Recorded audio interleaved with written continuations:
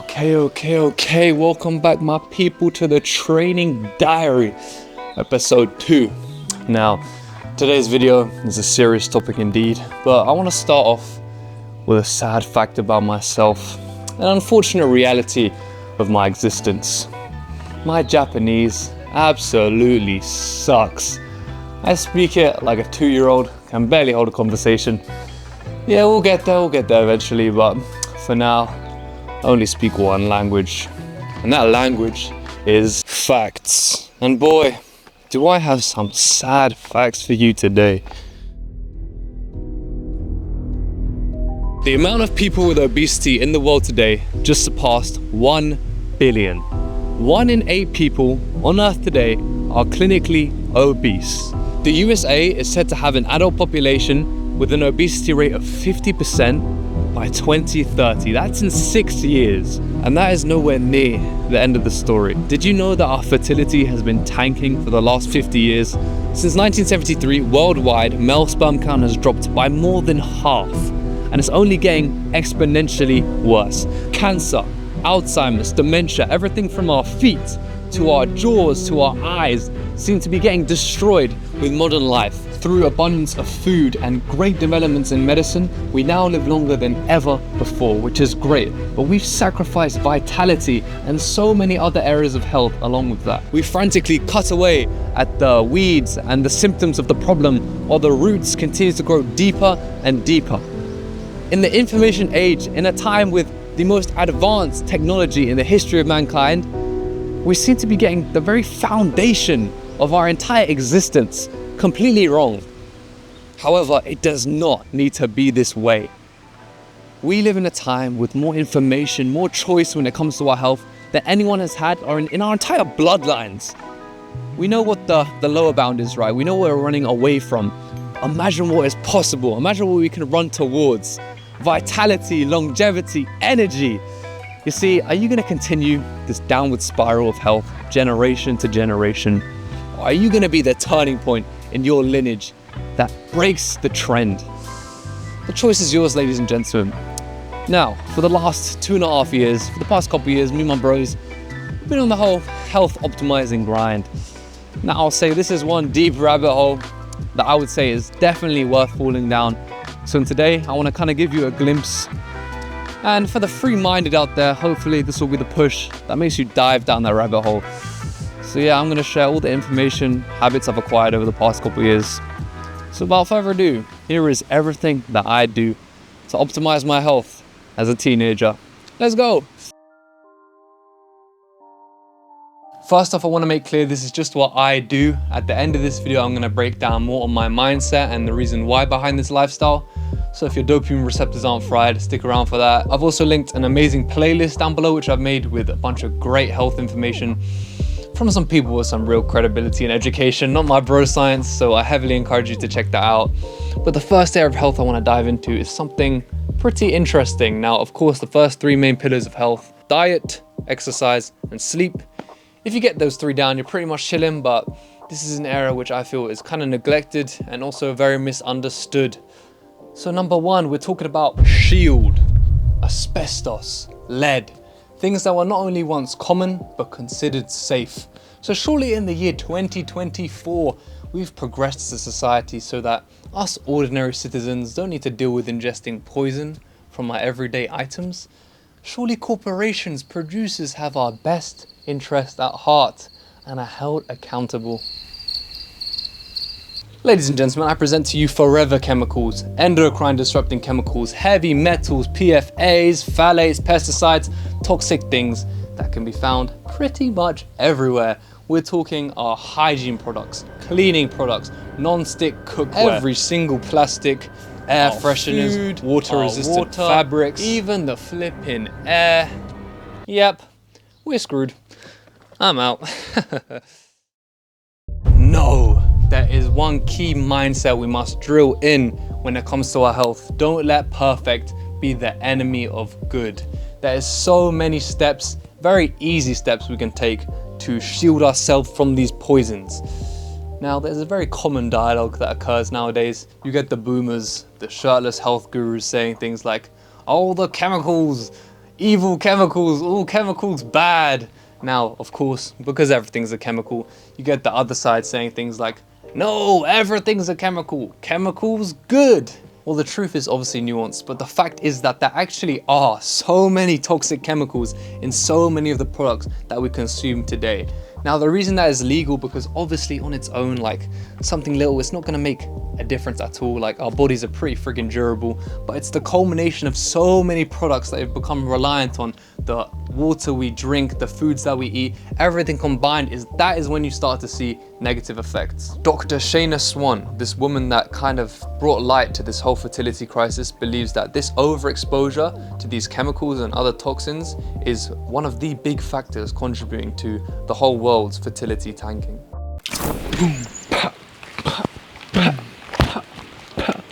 Let me explain the principle of shielding using the example of plastic. Now, all plastic, whether it's your bottles, your polyester clothing, your microwavable meals, eventually all plastic break down into microplastics. Now, microplastics are a known endocrine disruptor. They wreak havoc on our hormones. Microplastics contain a bunch of harmful compounds. One of the more well-known ones is bisphenols, bisphenol A, BPA. You may have seen bottles that say BPA free. These are found in, of course, single-use bottles, printed receipts. So the first aspect of shielding that I incorporate is trying not to drink out of plastic. I drink out of stainless steel, glass, and do not buy these BPA free bottles. They're a complete scam. They just use BPF or BPS, which are now being found to be just as harmful. I try to avoid plastic as much as possible in general. Especially if plastic is heated, the microplastics leach a lot faster. So if you leave food in the sun that's packaged in plastic, I try to avoid that. I try to just use glass, because you can always replace stuff with glass and wood and all these different materials. And yeah, you save the tails as well. So avoid the plastic, my friends. Evil, destroying your hormones. Ah.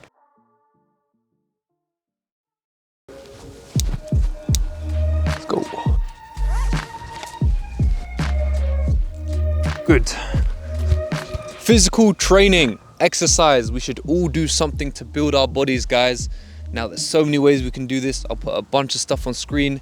Just find something you enjoy, pick one thing, and just roll with it, man. Stick with it. Chess and esports do not count, by the way. I remember, this takes me back, I was in high school. I was in the playground, 1v1ing my boy in basketball. Now, I don't even play basketball like that. Well, of course, dropped him off, smoked him, easy. And do you wanna know what he said? He said, bro, I don't even play basketball like that. This isn't even my main sport. I said, dear friend, what is your main sport? You want to know what this man said? Straight-faced. Fortnite. I'm personally really into sports, and I used to play a lot of football back in the day, but now I just train, I do working out. I think working out has so many benefits. I'm usually in the gym, but now I'm training on these rings. Another thing I should mention, your boy's been on the barefoot shoes for a long time now. These are the same ones that I've had since the first of the video. They're picking up some wear and tear, but if you haven't researched this stuff, you are in the shoe matrix. I'll put some videos down below about how our feet are being absolutely barbarized by these companies. So that's that, my people. No matter how you want to do it, we gotta exercise, build those bodies. That's how I'm doing it. So yeah. Oregano.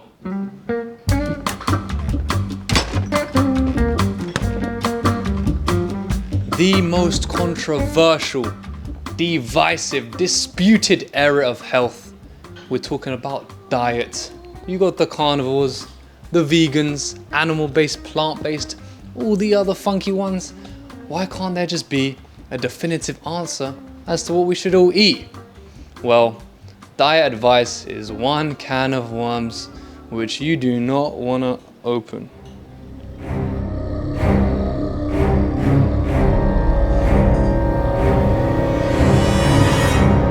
Not gonna touch the stuff, never touch the stuff. Soy does not have any feminizing effects in men. I don't know, okay? You join one of these health movements and you think you've discovered the secrets of the universe, but literally everybody is contradicting each other, and you know, all the industries are funding their propaganda, so you don't know what's right.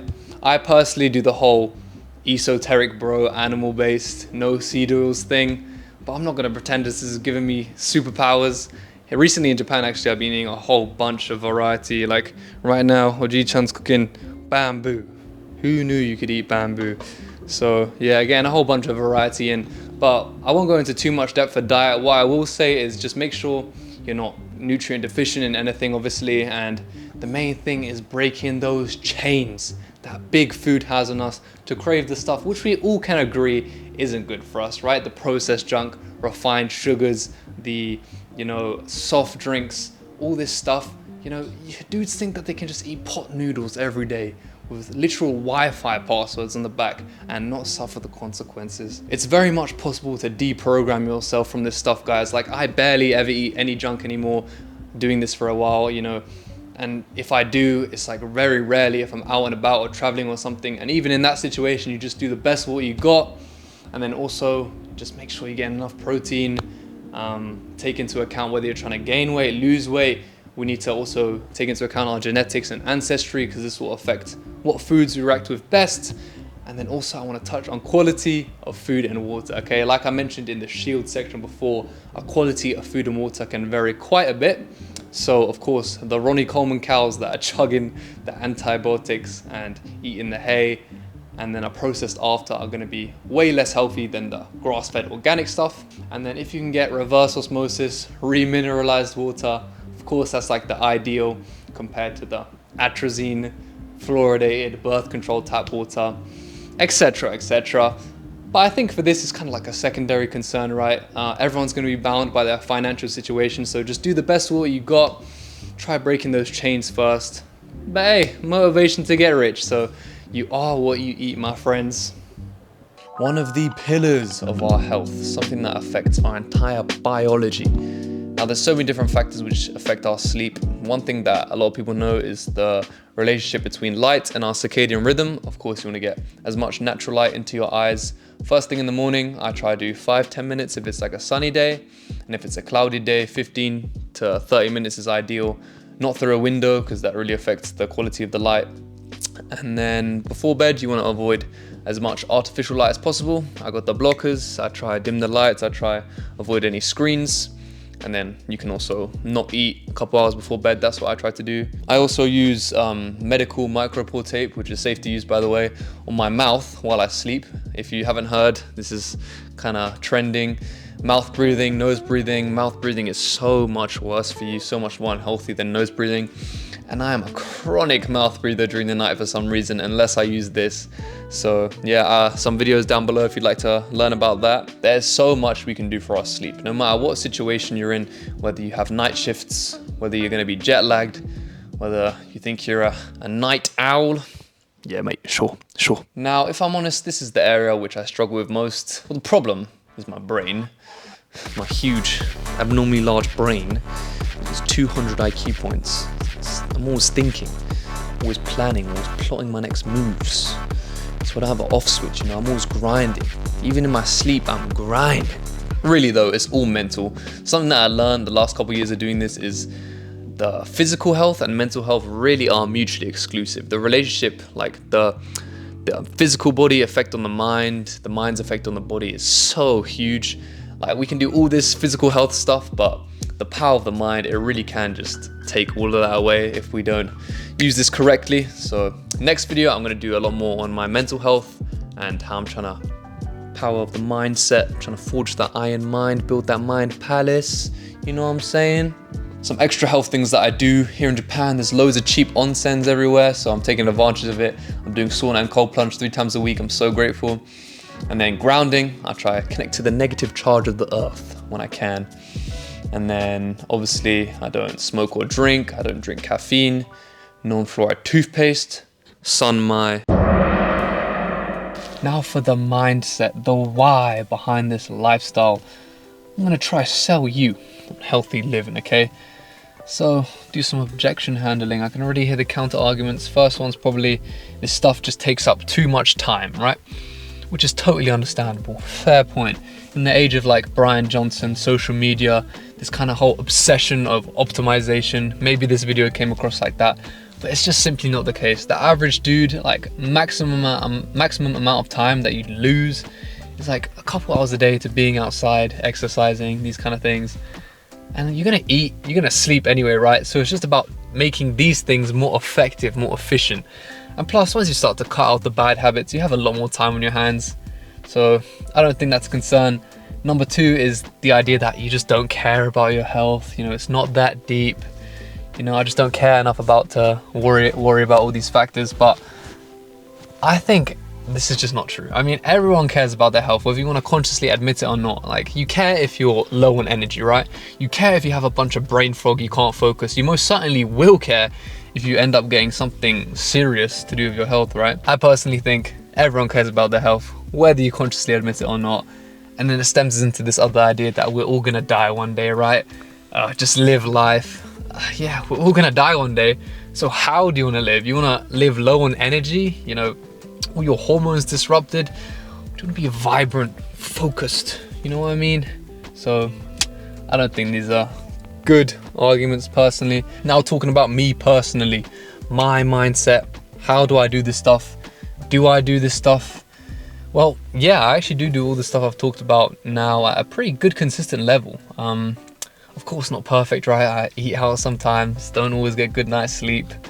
You know, obviously use plastic sometimes, but I think it's perfectly fine because it's about what we're doing most of the time. If 80% of the year we get our healthy habits locked in, and then, you know, there's the occasions you go on holiday or something and you eat some bad food, you don't get a good night's sleep, it's okay because your body's actually resilient. You know, you actually have some like HP to spare, right? Compared to if you're like walking around on like 10 HP, you know, pineal gland completely calcified, you really just aren't resilient to this stuff. Like, you get one bad night's sleep, you know, one little microplastic in your blood, and you're just gonna get bodied. A huge point I want to mention about what's helping me stick with this is identity, okay? Atomic Habits 101. Once we start to change our identity, it becomes so much easier to stick with it, okay? Like, this has really become something that's like a part of me. Like, I identify with this stuff. Like, I really identify as a healthy person. My pronouns, healthy, okay? And that leads into group identity. Like, I'm so blessed to have a friendship group that's actively pursuing, wanting to be healthier, learning, and it just makes the experience so much more enjoyable, so much easier. So when you have social connections that talk about this stuff, hold each other accountable, that is a huge key as well. And also a huge thing is understanding, all right? Once we start to learn, start to understand how low the standards are for health these days. I mean, you know, there's only a little bit of heavy metals, only a little bit of birth control in the tap water. Of course, that's going to be the standard for healthy when you have a population addicted to fizzy drinks, energy drinks, freaking Prime, drinking Prime. This is another point, like our generation, fellow Gen Zs out there, the standard is going to be so low. I mean, the gap between the average person and someone who's actually healthy is just going to get bigger and bigger.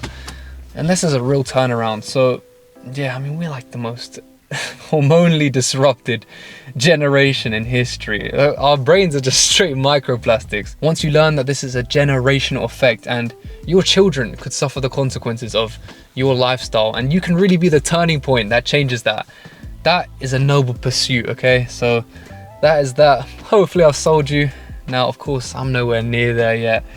You know, I'd say I'm on like 65 HP right now, you know what I'm saying? I'm just enjoying the journey, learning about new stuff, and I have like set a goal 5 years. In the next 5 years, I really want to lock in, max out this area, so I can just put it on back burner. You know, it's just easy. It's just already like habits are just formed, breaking all the unhealthy chains. So yeah. Now, I also want to mention, try not to stress about this stuff, guys. You know, stress is really like the worst killer of all, because yeah, I'll put a meme on screen. It's a really good summarization of this. So next video, I'm going to be talking about how I'm trying to build up my mind, because of course the mental side, the spiritual side of things is just as important, if not more important. Because I know people personally, right, who completely neglect their physical health. It's barbaric, but they're living good lives. And you get people like Elon Musk, who's accomplishing amazing things, and he's got like a straight Seador physique, right? So it's obviously not everything, but I don't think this is an excuse. I mean, the people that I aspire to be like most are the ones that dominate all areas, right? You know, the physical, the mental, the spiritual. So yeah, I don't think this is an excuse. I think we should all prioritize our health. And I'll finish off by saying that God gave us one body. Let's try to honor it and not disrespect it with poison. So, for you health aspiring bros, I'll see you at the top. We're all gonna make it. Love. See you next week.